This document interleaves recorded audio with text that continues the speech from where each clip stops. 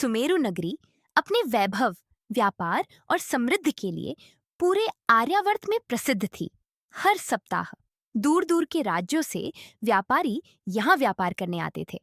बाजारों में रौनक रहती, सोने चांदी के आभूषण, कीमती कपड़े, मसाले और अनगिनत वस्तुएं बिकती थीं।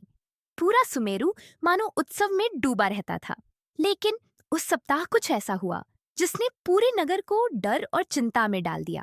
एक रात अचानक धनी व्यापारी सेठ धनराज ने शोर मचा दिया। चोरी, चोरी! लोग भागते हुए उसके घर पहुंचे। सेठ धनराज जमीन पर बैठा रो रहा था। उसके संदूक खुले पड़े थे और सोने के सिक्के गायब थे। नगर के लोग हैरान थे। सुमेरु में इतनी बड़ी चोरी कैसे हो सकती है?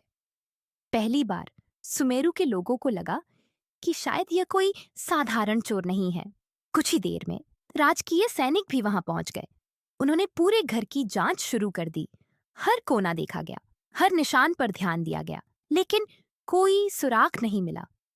सेठ धनराज बार बार कह रहा था, कृपया चोर को पकड़िए, वरना सुमेरु सुरक्षित नहीं रहेगा। दिन बीतते गए, लेकिन सैनिकों के हाथ अब तक खाली थे। नगर में डर फैलने लगा। लोग रात को अपने घरों के दरवाजे जल्दी बंद करने लगे। लेकिन तभी कुछ दिनों बाद एक और चोरी हो गई।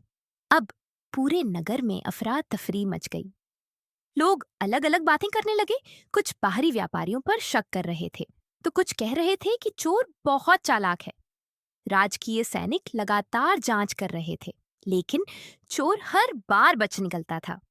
इधर छोटे बाल हनुमान जी यह सब बड़े ध्यान से देख रहे थे। उन्हें कुछ अजीब लग रहा था, विशेषकर सेठ धनराज का व्यवहार।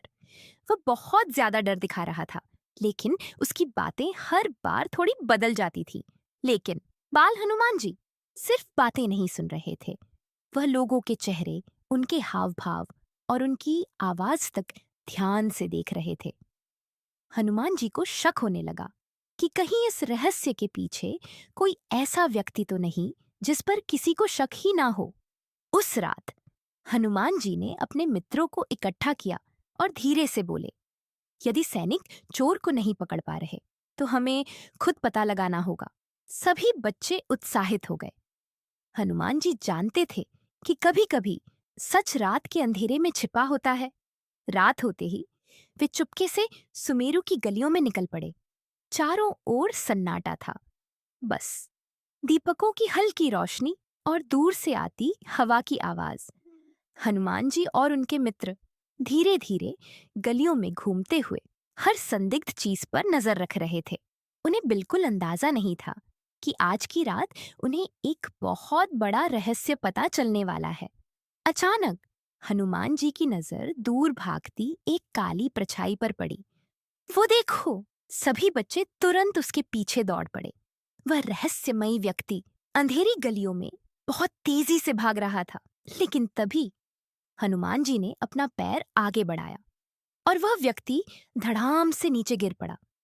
जब बच्चों ने उसका काला कपड़ा हटाया तो सब हैरान रह गए। वह तो गांव का पंचायत प्रमुख था। पंचायत प्रमुख तुरंत बोला, रुको, मैं चोर नहीं हूं, मैं भी चोर को पकड़ने निकला था। सभी बच्चों ने राहत की सांस ली, लेकिन तभी पास के एक घर से हल्की आवाज सुनाई दी।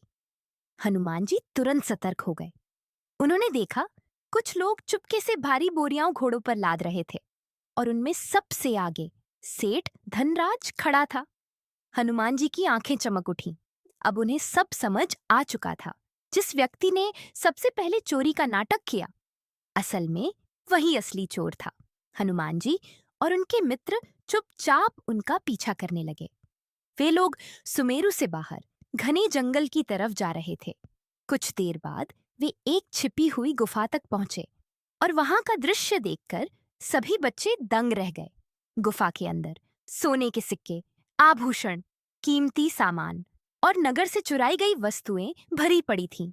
सेठ धनराज जोर से हंसते हुए बोला, अब किसी को कभी शक नहीं होगा।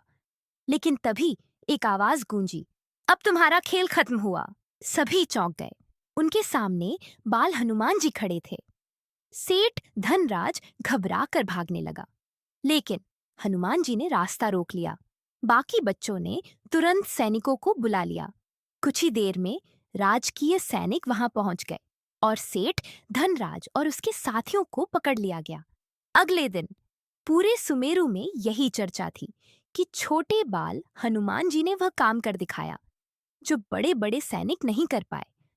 महाराज केसरी ने गर्व से कहा, साहस और बुद्धि उम्र नहीं देखते। पूरा सुमेरु जय हनुमान के नारों से गूंज उठा।